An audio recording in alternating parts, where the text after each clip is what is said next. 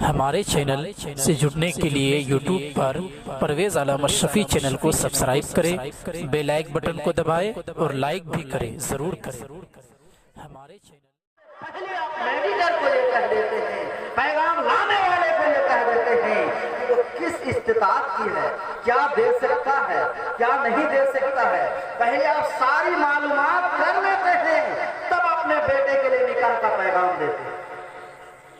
آسانی سے دولت آ سکتی ہے کہ اس سے بڑھ کر آسانی سے کیا دولت آ سکتی ہے؟ کیا آپ نے نکاح کا پیغام لیا، اسی کے گھر سے سب کچھ لیا اور پھر اپنے بیٹے کا نکاح اس سے کرا دیا، اس کی بیٹی کی ملکیت حاصل کر لیا۔ یہ بھی آسانی سے حاصل ہونے والی دولت ہے۔ اس لیے اگر ایک اعتبار سے دیکھا جائے تو میسر یہ بھی ہے، اس اعتبار سے یہ حرام ہے۔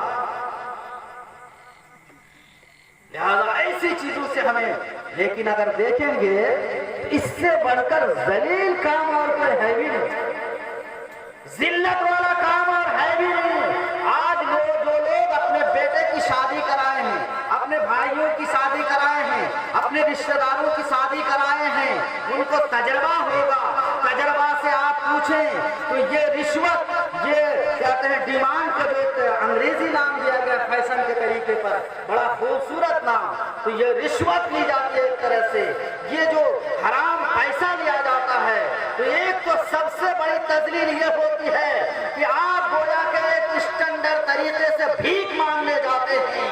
آپ ایک فقیر دروازے دروازے پہ جاتا ہے، لیکن اس کے لیے مجبوری ہے کہ پہننے کے لیے کپڑا نہیں ہے، کھانے کے لیے کھانا نہیں ہے، رہنے کے لیے گھر نہیں ہے، لیکن آپ کے پاس دولت بھی ہے، مکان بھی ہے، گھر بھی ہے، گاڑی بھی ہے، پہننے کے لیے 10 جوڑے لباس بھی ہے، کھانے پینے کے لیے کئی سال کے سامان بھی موجود ہے، لیکن پھر بھی آپ بھیک مانگنے جاتے ہیں اور ایک لڑکی والے کے آگے ہاتھ پھیلاتے ہیں۔ میرے دوستو، یہ تو پہلی تذلیل ہے۔ اور آگے دیکھو، جب شادی کرا لی جاتی ہے، جب اس بچے کی شادی ہو جاتی ہے، اب گھر آتا ہے، گھر آنے کے بعد اگر وہ باپ وہ رقم خرچ کر دیا، ظاہر ہے کہ شادی میں اللہ آج جس اسلام نے ایک سادہ مزاج دیا، لیکن آج ہم کیا کرتے ہیں، 20-30 گاڑیاں کر لیتے ہیں، 15-20-30 گاڑیاں کر لیتے ہیں۔ ایسا ہوتا ہے مولانا، پتہ نہیں یہاں ہوتا ہے کہ نہیں، میں چونکہ محلہ علاقے میں رہتا ہوں تو جانتا ہوں یہاں بھی ہوتا ہے نا۔ تو 20-30 گاڑیاں کر لیتے ہیں۔ یہ پیسہ کہاں سے آتا ہے؟ جو ڈیمانڈ لیا جاتا ہے، اور پہلے ہی لے لیتے ہیں، اتنا جمع کرو تب باراتی جائے گی تو نہیں جائے گی۔ میرے دوستو، سوچنے کی بات ہے، آپ مسلمان ہیں کہاں ہیں، سوچنے کی بات ہے، اور پھر وہ پیسہ آپ خرچ کر ڈالتے ہیں۔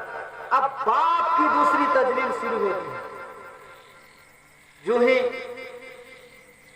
دلہن گھر میں قدم رکھتی ہے، اس کے بعد پھر وہ 2-4 دن رہی، لوگوں سے جان پہچان ہوا، ایک دوسرے سے مانوس ہوا، اب وہ اپنے حق کے بارے میں سوچنے لگتے ہیں کہ میں جو اپنے ماں باپ سب کو چھوڑ کر اس گھر میں آیا تو میرا بھی کچھ حق ہے، حق بنتا ہے۔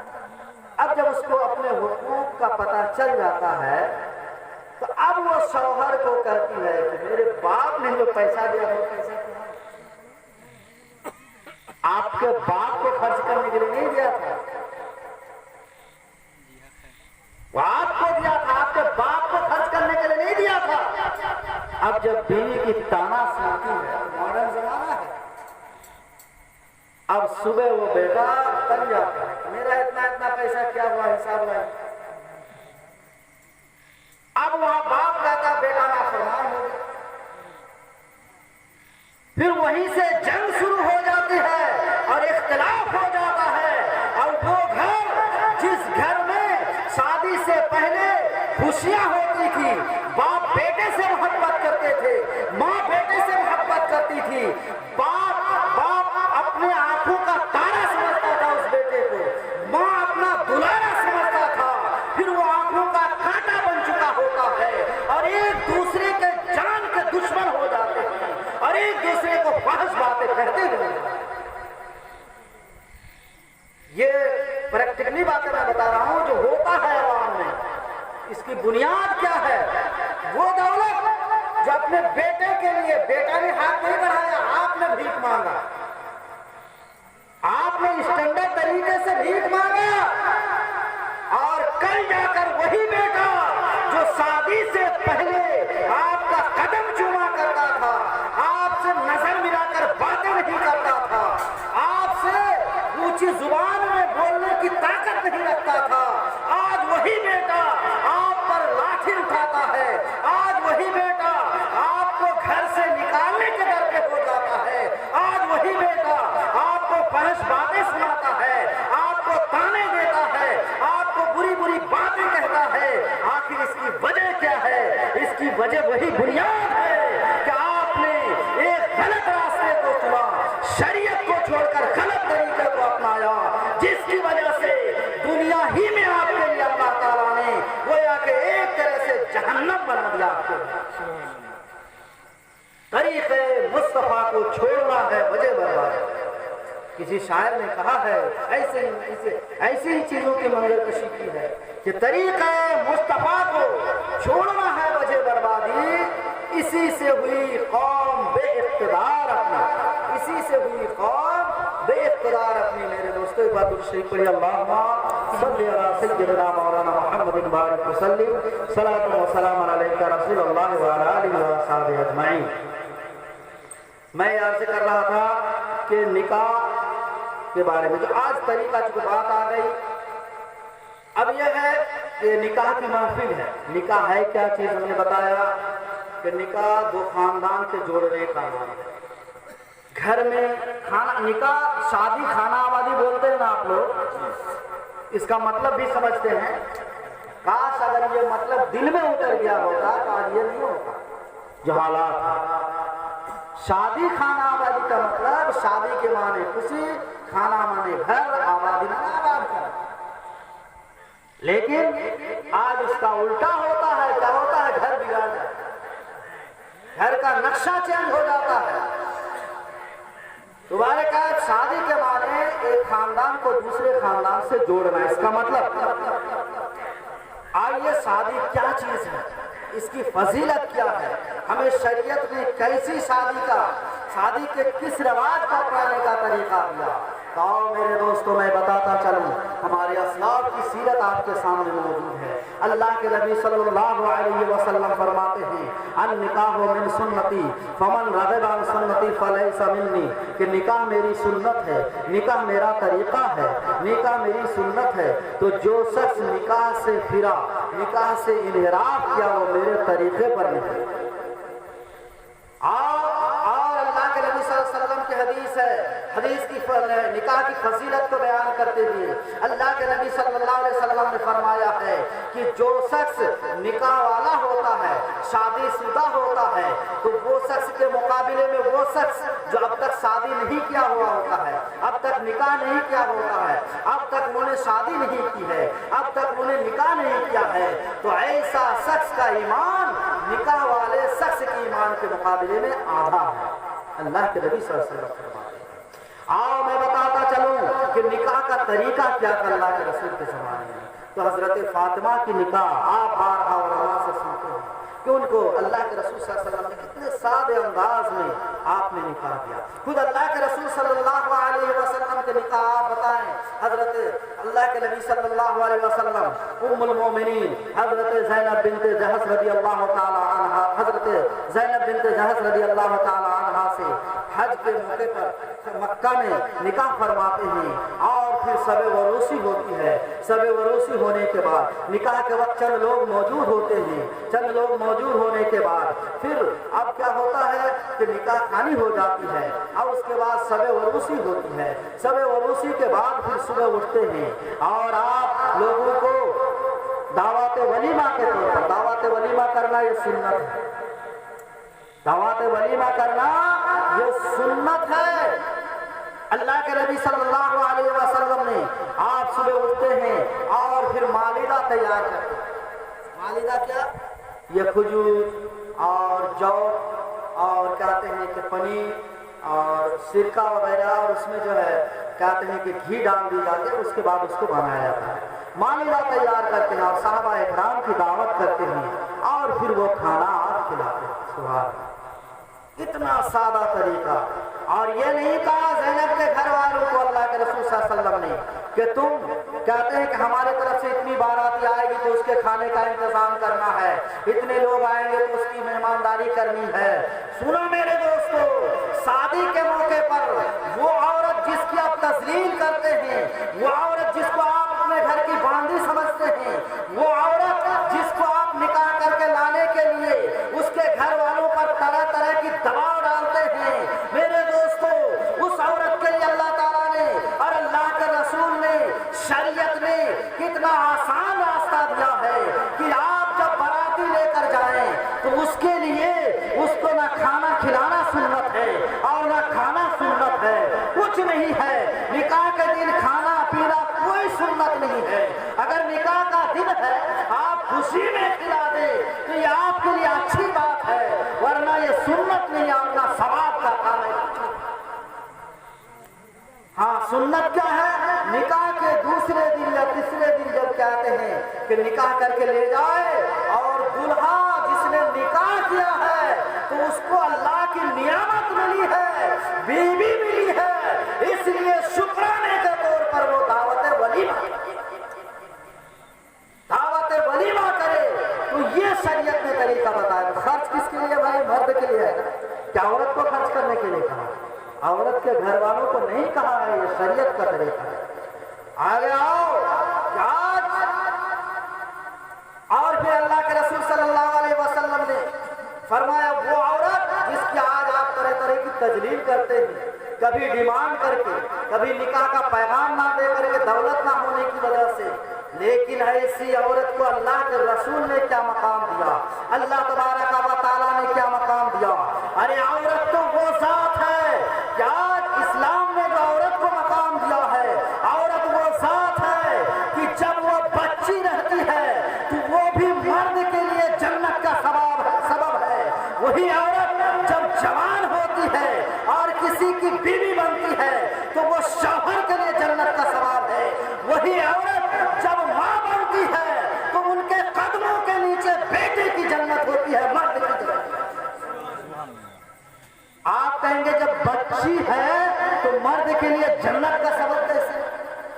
تو حدیث رسول ہے, ابو داؤد شریف کی حدیث ہے, سیاہ ستہ کے تقریباً ہر کتاب میں حدیث ہے. اللہ کے رسول صلی اللہ علیہ وسلم کی ذات تشریف فرما ہے, اللہ کے نبی صلی اللہ علیہ وسلم تشریف فرما ہے, صحابہ کرام کی جماعت بیٹھی ہوئی ہے, صحابہ کرام تشریف فرما ہے, سامنے بیٹھے ہوئے ہیں. اللہ کے رسول صلی اللہ علیہ وسلم ارشاد فرماتے ہیں کہ وہ شخص جس کے گھر میں 7 بچی پیدا ہوئے, 1 2 کر کے اگر 7 بچی پیدا ہو اور وہ 7 بچوں کی صحیح طریقے سے تعلیم و تربیت کر دے تو ایسا شخص جنتی ہے. سبحان اللہ. بولو بھائی, بچی باپ کے لیے جنت کا سبب ہے کہ نہیں؟ بچی کی وجہ سے وہ بھی تو عورت ہی بنے گی.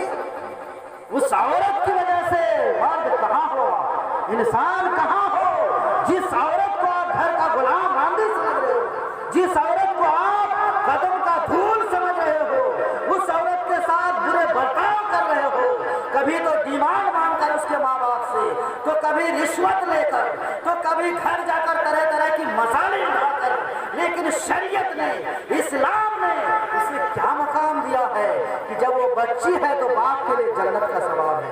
حدیث ابھی پوری نہیں ہوئی ہے. آگے اللہ کے رسول فرماتے ہیں, راوی بیان کرتے ہیں کہ ایک صحابی رسول کھڑے ہوتے ہیں, یا رسول اللہ صلی اللہ علیہ وسلم جس کے پاس اگر 7 بچیاں نہ ہو, صرف 6 بچی ہو تو کیا اس کے لیے کیا وہ چونکہ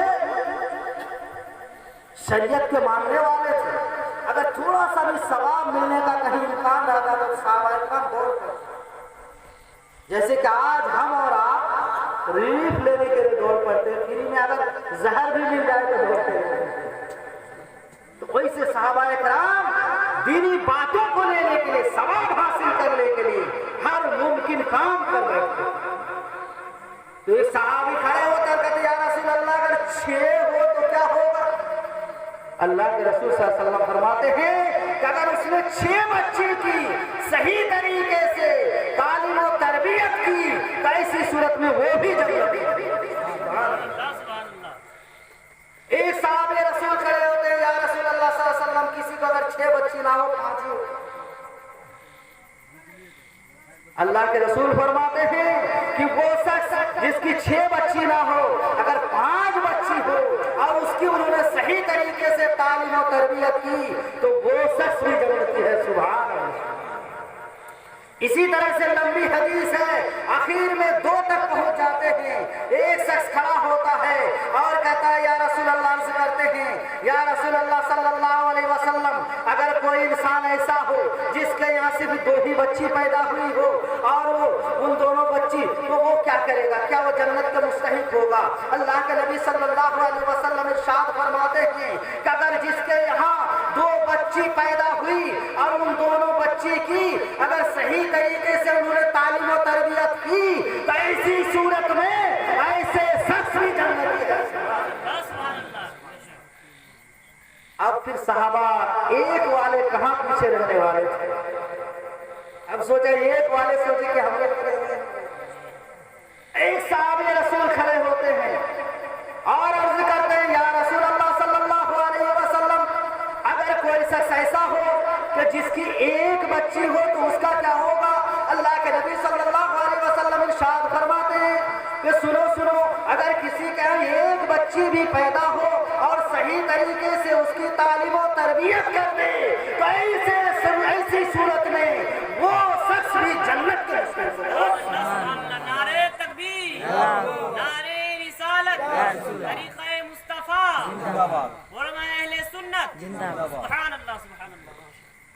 تو حضرات محترم، تو میں نے کیا کہا تھا کہ یہ عورت آج جن کی آپ طرح جن کے لیے شریعت نے حق متعین کیا تھا مہر کی صورت میں، آج اس سے آپ ڈیمانڈ مانگ کر اس کی تسلیم کر رہے ہیں۔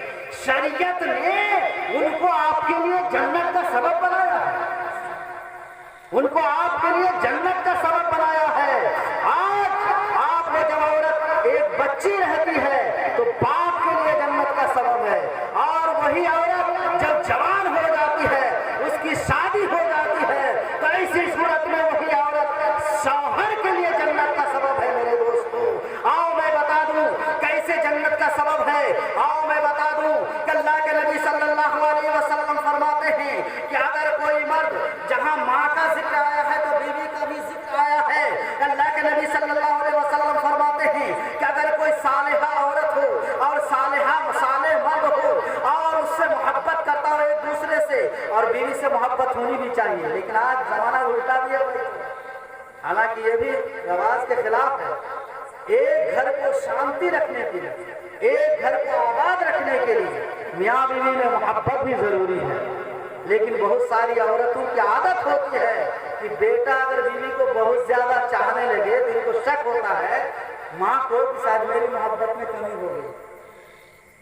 اللہ نہ کرے ایسا نہ ہو، ماں ایسا نہیں ہوتی آشا کرنا، ماں کا دل تو دریا ہے، ماں ایسا نہیں ہوتی ہے، لیکن ہوتا ہے کچھ 1%۔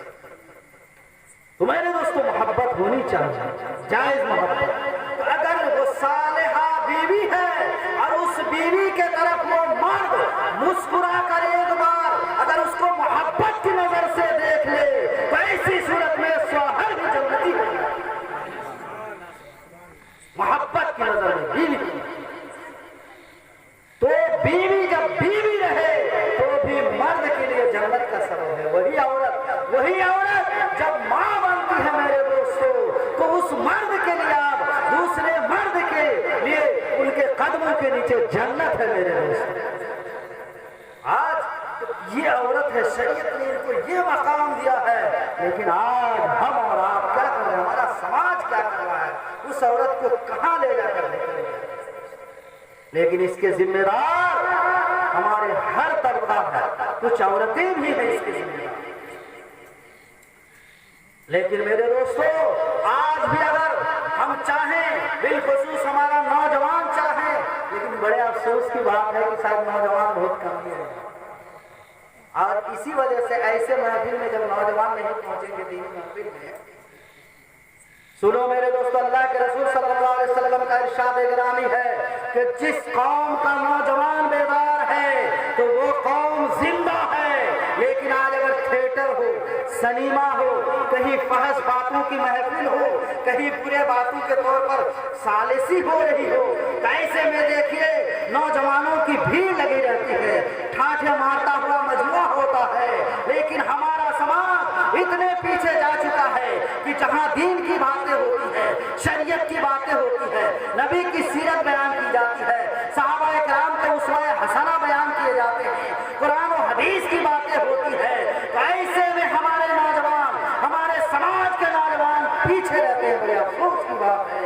और इसी वजह से आज हमारी हर जगह तज़लील होती है और हमें हर जगह कामयाबी नहीं मिलती।